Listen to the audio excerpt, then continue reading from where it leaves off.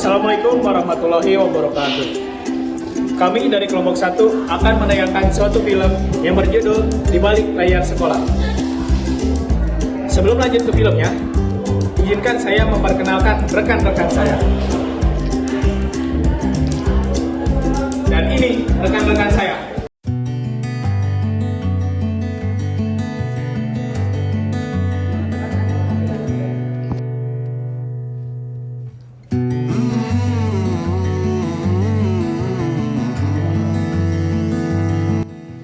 Lihat deh, Siwan pasti scroll IG, pasti dia cari perhatian biar orang lain tahu dia gak ada teman. Iya sih, paling ngapain juga sendirian di sana. Iya. Assalamualaikum.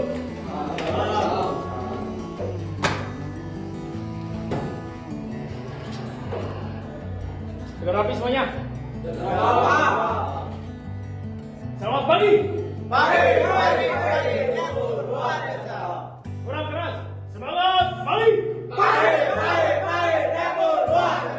Ya, saya ingin menyampaikan beberapa hal yang ingin saya sampaikan. Yang pertama, kalian itu harus saling menghargai.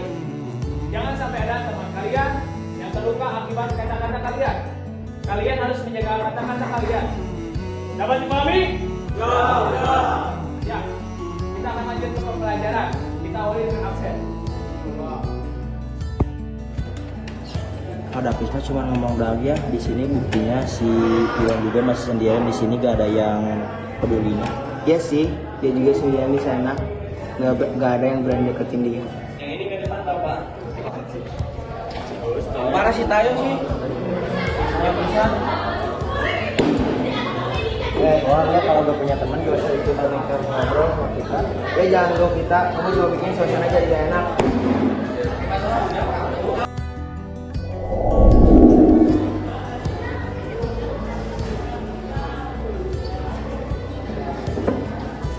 Sudah, kalian jangan ganggu Iwan terus. Kalau ada masalah, jangan diselesaikan dengan cara seperti ini dong. Wah, ternyata Arfa ikut ikutan bayar-bayar si Iwan. Ternyata kalian cocok, sama-sama punya teman. Mereka nggak akan pernah berhenti kalau kamu tidak melawan mereka. Jadi kalau kamu dibully terus menerus itu, jadi kamu harus mempunyai keberanian untuk melawan, oke? Jadi kalau semisal kamu tidak bisa melawannya, kamu bisa memanggil aku kok. Aku kan teman kamu, oke? Ya. Iwan, saya tahu ini gak mudah buat kamu ya. Tapi kalau kamu merasa diancam atau merasa diperlakukan tidak adil, kamu harus bisa melawan ya. Ya Pak, tapi saya harus bagaimana Pak? Mereka semua lebih kuat daripada saya. Saya takut mereka semakin membuli saya. Iwan, kamu gak sendirian. Kamu punya banyak cara untuk menghadapinya. Kamu bisa minta bantuan ke orang yang kamu percayai atau ke teman yang dekat lah sama kamu. Jadi kamu nggak perlu menanggung itu sendirian. Siap ya, semangat ya. Bapak bisa. Ya, anak-anak sekarang sudah jam berapa? Jam 2. Oh, berarti jam pelajaran Bapak sudah selesai ya? Iya, Pak. Oke, kalau begitu ya. Nanti tugas yang tadi Bapak kasih, tolong dikumpulkan ya. Iya, Pak. Jam pulang ini harus sudah ada di meja saya. Ya, Pak. Ya, terima kasih. Assalamualaikum warahmatullahi wabarakatuh. Waalaikumsalam. Iwan, saya tahu kamu bisa lebih kuat dan kamu juga tidak sendiri. Ada kami dan teman-teman yang akan selalu mendukung kamu. Makasih banyak ya, Arfa. Saya sangat takut kalau harus melawan mereka sendirian. Kamu nggak sendiri Iwan, ada aku dan teman-teman. Jadi jika kamu butuh bantuan, maka panggil kami aja. Oke, siap. Makasih ya, Arfa. Dia sudah berani, dia sudah ngomong. Main aja. Jangan duluan, kita lempar ke sini. Sudah cukup, Paran Kima. Saya nggak mau terus-terusan diingat seperti ini. Saya juga punya hak untuk dihargai. Kalian tidak bisa terus-terusan membuli saya.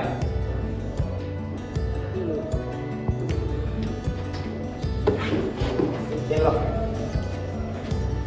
udah berani sekarang? Iya, gue udah berani. Lu punya banyak teman sekarang, ha? Iya, gue udah punya banyak. Bawa teman lu. Ini maksudnya apaan, weh?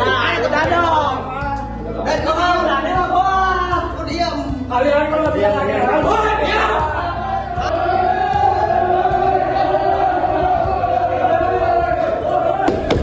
Ada apa ini ribut-ribut? Ada pembelian Pak. Bulan apa ini? Teman saya nih dibolehin sama mereka berdua. Ya Pak. Saya tentunya bela. Benar kalian boleh gua. Tidak Pak, mana buktinya Pak? Ini buktinya Pak. Mana buktinya? Coba lihatkan.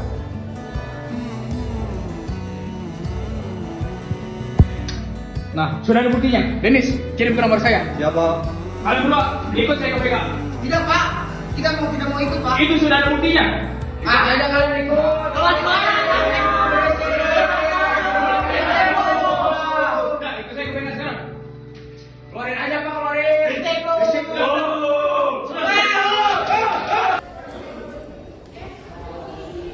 Kalian ngapain mau balik gitu? Iya Pak, ini kami tidak membeli Pak. Tunggu. Masuk kalian berdua. Duduk kalian berdua. Bapak ini, kalian bertanggung jawab atas apa yang telah kalian lakukan. Bullying itu tidak hanya merusak kesehatan fisik, tapi juga merusak kesehatan mental. Bapak ingin kalian itu saling menghargai, bukan malah saling menjatuhkan. Dan kejadian ini, Bapak akan memberikan kalian berdua surat peringatan. Besok orang tua kalian suruh datang ke sini dan menghadap kepada saya. Tapi Pak, Nggak ada tapi. Pokoknya besok orang tua kamu datang ke sekolah menghadap ke saya. baik Pak. Dan saya ingin kalian berdua punya inisiatif. Saat orang tua kalian datang besok ke sekolah, kalian meminta maaf langsung kepada Ulan. Baik Pak. Nah, sekarang sudah jamnya pulang. Silakan kalian pulang. Jangan ada ribut-ribut lagi. Kalau saya dengar kalian ribut-ribut lagi, Bapak akan mengeluarkan kalian berdua. Silakan. Baik Pak. Terima kasih Pak. Ya. Maaf Pak.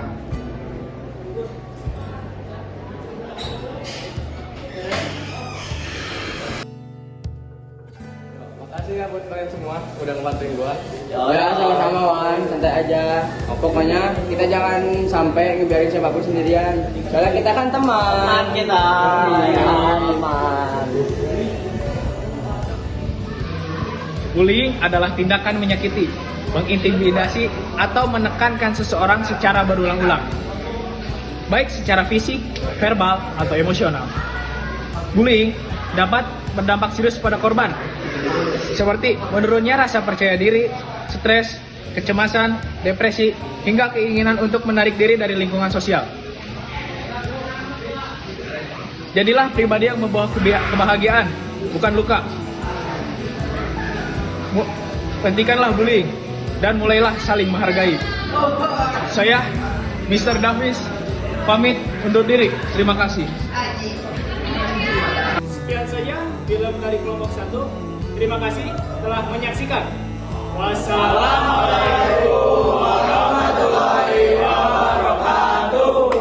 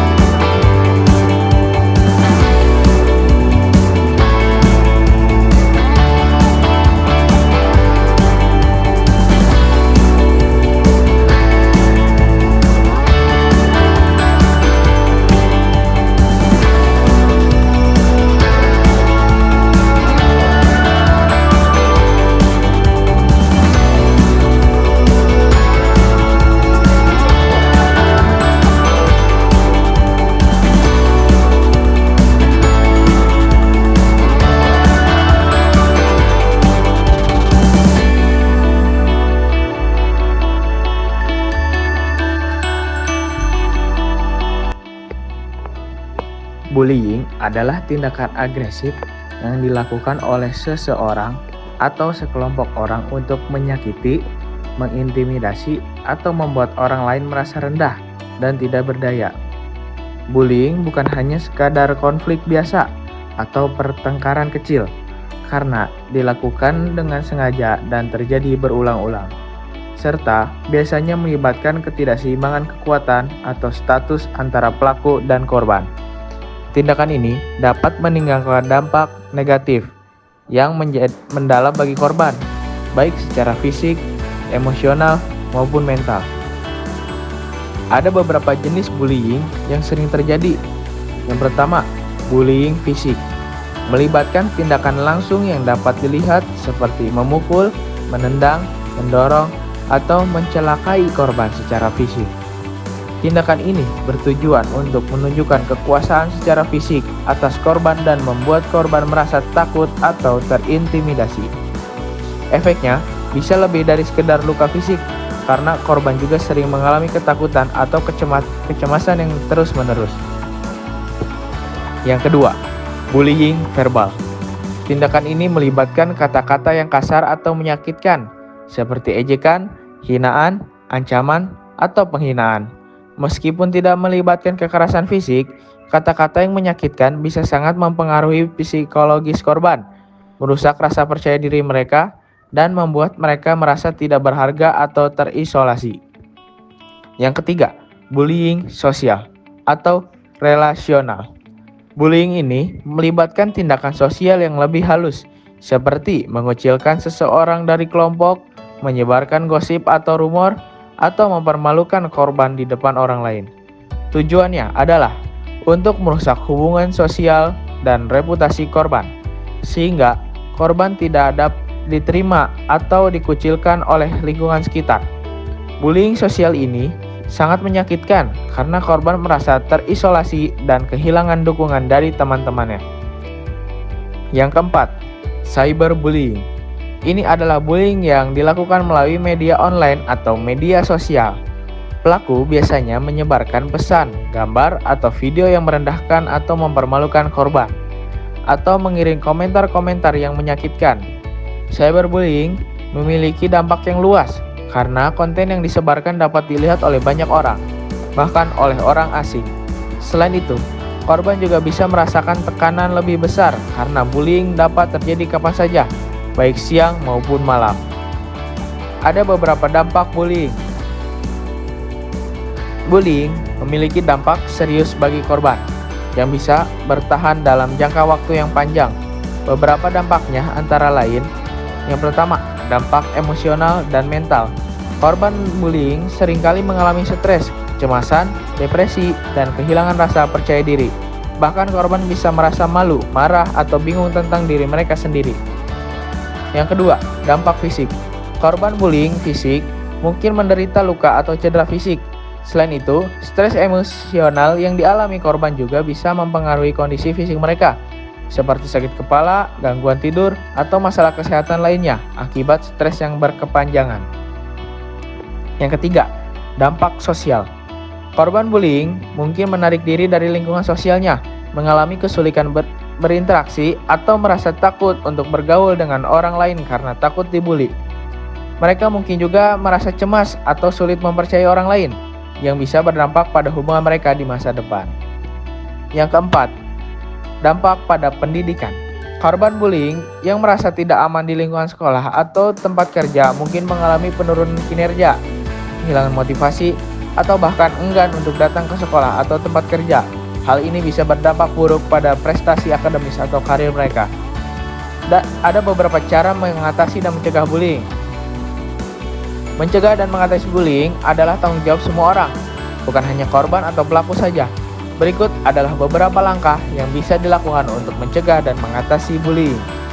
Yang pertama, mendidik tentang pentingnya empati. Memahami perasaan orang lain dan menghargai perbedaan adalah langkah penting untuk menghindari bullying. Sekolah dan keluarga bisa membantu dengan mengajarkan nilai-nilai empati dan saling menghargai sejak dini. 2. Membuat lingkungan yang aman. Baik di sekolah, rumah, maupun lingkungan kerja, Penting untuk menciptakan lingkungan yang aman dan mendukung. Dengan adanya aturan yang jelas mengenai perilaku bullying dan adanya dukungan dari orang-orang di sekeliling, korban merasa lebih berani untuk melapor dan mencari bantuan. Yang ketiga, berani melapor. Jika seseorang menjadi korban atau saksi bullying, pentingnya untuk melapor kepada pihak yang bisa membantu, seperti guru, orang tua, atau pihak berwenang. Pelaporan bisa membantu menghentikan bullying dan membuat pelaku mendapatkan konsekuensi atas tindakannya. Yang keempat, memberikan dukungan kepada korban. Korban bullying membutuhkan dukungan untuk kembali membangun kepercayaan diri dan perasaan aman. Dukungan dari teman, keluarga, atau profesional seperti konselor bisa membantu korban mengatasi dampak emosional dari bullying. Yang kelima, menggunakan media sosial dengan bijak. Karena cyberbullying semakin umum, penting bagi semua orang untuk menggunakan media sosial dengan bijak, tidak menyebarkan informasi pribadi, dan menjaga perilaku di dunia maya seperti di dunia nyata. Dengan meningkatkan kesadaran dan tanggung jawab bersama, bullying bisa mencegah dan ditangani oleh lebih efektif. Setiap orang berhak merasa aman, dihargai, dan didukung tanpa rasa takut atau tertekan akibat perilaku orang lain.